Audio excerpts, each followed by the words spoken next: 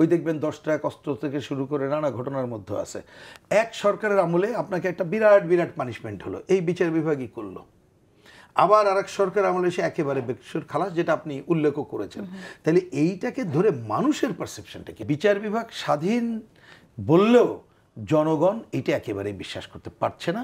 আপনি এটা জানেন যে বিভিন্ন সময়ে সে আমরা জজ মিয়ার নাটক থেকে শুরু করে আপনি বিচার বিভাগ বিচারপতিদের নিয়ে যে একটা তদন্ত কমিটি তার প্রধান করে ফলাফল সহ যখন হয়েছে সেটা আমরা বলেছি, এবং আমরা এই কথাটা কিন্তু ওই সময় বলেছি, পুরোনো দিনের গেলে দেখবেন যে কোনো বিচার সেটা যদি পারফেক্ট না হয় তাহলে কিন্তু প্রশ্ন থেকে যাবে, যে কোনো সময় এটাকে নিয়ে আরও প্রশ্ন উঠবে, এটাই।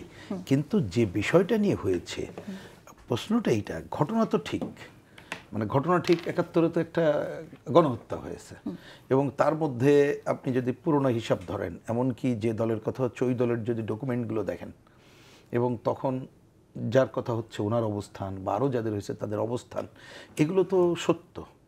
সুতরাং এই সত্যের উপরে দাঁড়িয়ে ওনাদের যা ভূমিকা, তাহলে তো বিচারের মুখোমুখি তাদের দাঁড়াইতেই হবে, এবং তার পানিশমেন্ট হবে। পানিশমেন্ট কী হবে না হবে সেটা নিয়ে আমি কথা বলছি না, এবং কী হবে না হবে সেইটা নিয়ে আপনি পর্যাপ্ত তথ্য প্রমাণ নিয়ে করা হয়েছে কিনা সেটা নিয়ে প্রশ্ন থাকতে পারে, সেটা তো সবটা আমরা জানি না। কিন্তু আমরা সবসময় এটা বলে আসছি, এবং দেখেন খুব সহজ কথা, এখানে দেখবেন যে আমাদের ওই বিবৃতির মধ্যে আরও অনেক কথা আছে। এখন একটি কথা আপনি বলেছেন, যদি আমরা একটি ব্যক্তিকে নিয়ে কথা বলি, একটা হচ্ছে আপনার জামাতের তখনকার পজিশন, সেটা একটা বিষয়। আরেকটি বিষয় হচ্ছে যে একজন ব্যক্তি তিনি মানবতা বিরোধী অপরাধ করলেন কিনা, আপনি বলছেন সেটা সত্য। এই সত্য প্রমাণের জন্য যখন সাক্ষীকে জোর করে উঠিয়ে নিয়ে যাওয়া হয়, তখন পুরো ব্যাপারটাই প্রশ্নবিদ্ধ হয়ে যায় কিনা? না, সেটা সাক্ষীর বিষয়টা ডিফারেন্ট। আমি বলেছি কি যে ঘটনা তো ঘটেছে, এবং যেসব ব্যক্তিরা করেছে সেটা তাদেরই ডকুমেন্ট বলবে, এটা আমাদের বলার দরকার নেই। কারণ ওই সময় ধরেন তাদের যে ভূমিকা, যারা ওই সময় ছাত্র শিবির ছাত্র সংঘ এই কাজগুলো করত, এবং আপনার এটা নিশ্চয়ই জানা আছে, যখন 71-এর সময় যখন পাকিস্তানি বাহিনী আত্মসমর্পণ করে, আত্মসমর্পণ দলিলে কিন্তু এটা বলা আছে যে তাদের অক্সিলারি ফোর্স সহিতার আত্মসমর্পণ করলো। অক্সিলারি ফোর্স কি? আল-বদর আল-শামস গ্রুপ, আল-বদর আল-শামসের পলিটিক্যাল উইংস কি? ওরা। তাই আমি বলছি যে ঘটনা তো সত্য, ঘটনা যেটা ঘটেছে যে 71-এর ঘাতক কাজ করা, এবং তারা যুদ্ধ অপরাধের কাজ করেছে। এখন কোন ব্যক্তি কতটুকু করেছে, তার জন্য কি হবে না হবে সেইটা যথাযথ হয়েছে কিনা, কোনো সাক্ষী জোর করে করেছে কিনা, ধরুন হয়তো কোনো ঘটনায় কারোর উদাহরণ বোঝার জন্য হয়তো 1 দিন জেল হতো, কোনো সাক্ষী আনার পরে হয়তো 10 দিন হয়েছে।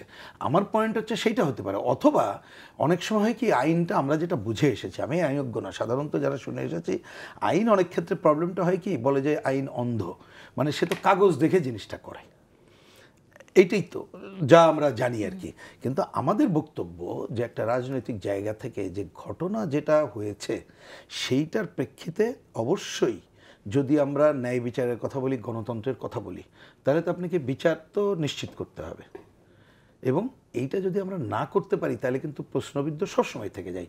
আর সবচেয়ে বড় ব্যাপার হচ্ছে, আপনি ভূমিকাও বলেছেন, যেমন ধরুন এখানে কিন্তু আমাদের অন্যটাও বলেছি, ওই দেখবেন 10 টাকা কষ্ট থেকে শুরু করে নানা ঘটনার মধ্যে আছে। এক সরকারের আমলে আপনাকে একটা বিরাট বিরাট পানিশমেন্ট হলো, এই বিচার বিভাগই করলো। আবার আরেক সরকার আমলে এসে একেবারে বেকসুর খালাস, যেটা আপনি উল্লেখও করেছেন।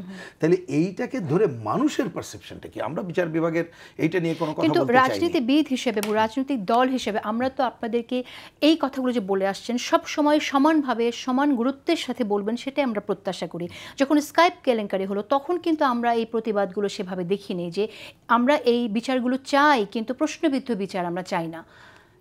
এই জায়গাতে আপনি কি মনে করেন? সেটা হয়তো আপনার অবজারভেশন, কিন্তু আমাদের বিবেচনায় যে মূল কথাটা কি, মূল কথা দুইটা যদি বলি, একটা হচ্ছে যে যে কাজ করবে তার জন্য তার যা পাওনা সেটা যথাযথভাবে পেতে হবে। আর এখনও যেহেতু আমরা আইনের শাসনে বিশ্বাস করি এবং সেই ধারায় যাই, আমরা এটা বিচারের আওতার মধ্যে সবাইকে থেকে, সেটা আপনি আমিও সবাই থেকে করতে হবে, কিন্তু বিচার বিভাগটা স্বাধীনভাবে ভূমিকা রাখার কাজটা করতে হবে।